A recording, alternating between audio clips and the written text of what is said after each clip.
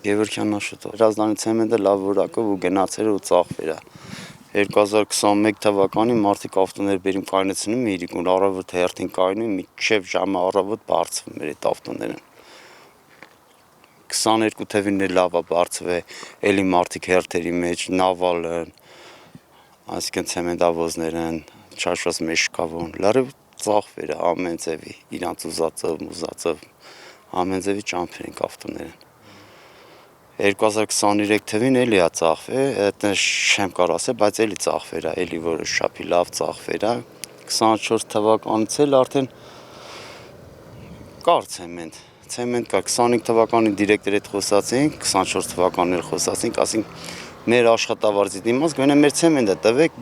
բանման հետո չտվին։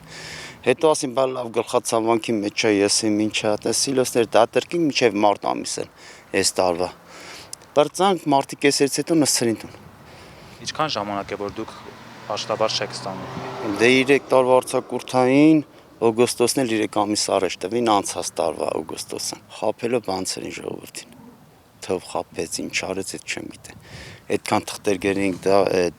թղթեր բերին ստորագրենք, վրոձի դատարան տան, ինչ անեն, դա իրաց գործն է։ Մենք մեր քրտնինքն ակ ուզենք, ուրիշ իրանցի ալանթալանը չենք ուզել։ Անցած տարվա օգոստոսին են այս տարի 3 ամիս առաջ տվին։ Անցած տարվա օգոստոս, դրանից հետո սեպտեմբերն է գալիս, հոկտեմբեր շարունակվում է մինչև այս տարի։ Մինչև մարտն էլ ենք աշխատել, ցեմենտ ենք բարձել։ Իրանց ասելով, սնանկն ասում է քիչ բարձեք, դու քիչ ծախվի, ես ոնց իզե։